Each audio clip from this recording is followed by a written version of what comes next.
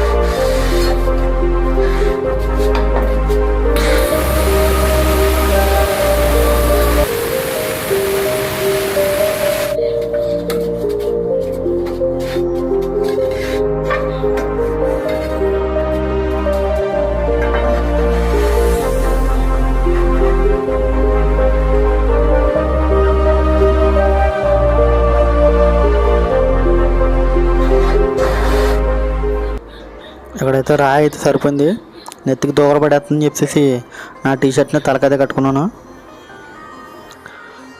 ఇప్పుడు గ్రానైట్ని అతకడానికి మొత్తం 2-3 గమ్ములు కావాలండి. ఒకటి ఫ్లెక్సిక్, రెండేమో చూసారా ఫ్లెక్సిక్. అది 60 రూపాయలు ఎంతో ఉంటుంది. అది ఆటో షాప్లో మాకైతే 60.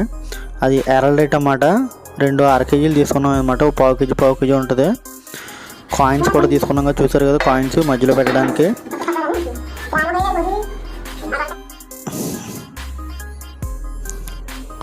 సైజులో మండయి ప్లాట్ఫామ్ మీద ఎంత ఎత్తు ఉండాలన్నది ముందుగానే మనం గ్రానైట్ని తీసుకుని గ్రానైట్ సైజ్ అయితే పెట్టుకున్నాం మనం.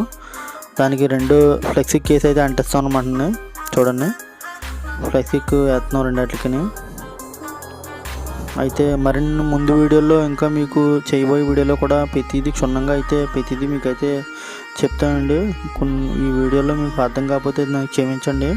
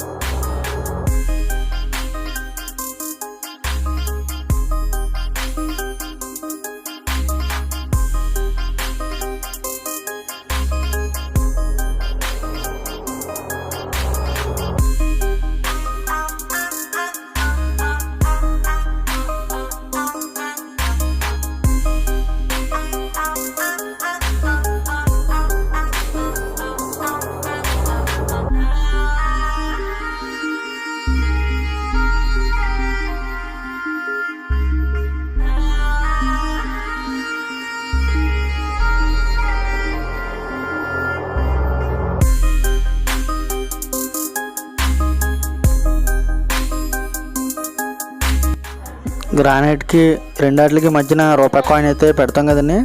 ఆ రూపాయి కాయిన్ ఎలా పెడతాం అనేది మీకు చూస్తాం. ముందుగానే మనం రాయిని సెంటర్కి ఒక గీత గీసుకోవాలన్నమాట. మనం అంటించే బద్దెకి కూడా గీత అయితే ఆనలు పెట్టుకోవాలి. అలాగా చూసారు కదా, సైడ్ అడ్డు గీత గీసాను. వీటికి మొత్తం ఈ ప్లాట్ఫారంకి వచ్చేసి 5 కాయిన్లు అయితే వేస్తాను అన్నమాట.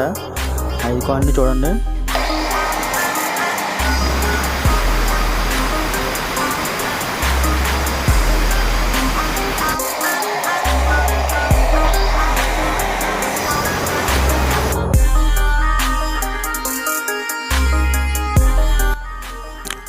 కాయిన్ వేసిన తర్వాత మిషన్తో అయితే మొత్తం అన్నిటికీ కన్నాలు అయితే పెట్టుకున్నాం అన్నమాట. చూసారు కదా కన్నాలు, అలాగే అన్నిటికీ మిషన్తో అయితే హోల్స్ చేసుకోవాలి. ఆ మధ్యలో అయితే రూపాయి కాయిన్లు అయితే పెడతాం అన్నమాట.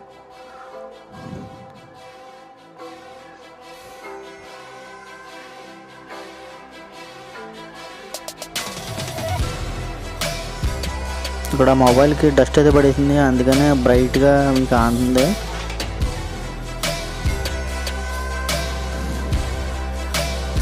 రూపాయి కాయిన్ చూసారు కదా, రూపాయి కాయిన్ పెడుతున్నాను. అన్నిటికల్లా రూపాయి కాయిన్ పెట్టిన తర్వాత ఈ బద్దలు తీసుకుని ఆ రూపాయి కాయిన్లో సరిగ్గా ఫిట్ అయిందో లేదో చూసుకోవాలి.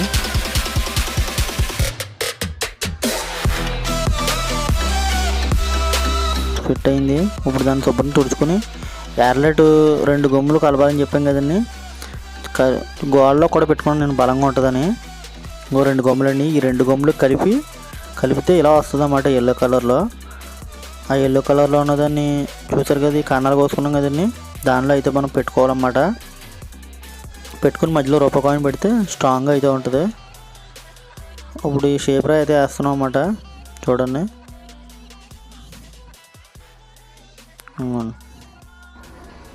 మొత్తం తయారైపోయిందండి. తయారైపోయిన తర్వాత ఇలా ఉంటుంది అన్నమాట. షేప్ రాయి కూడా చెప్పాం కదా, నీళ్ళు తోలకుండానే.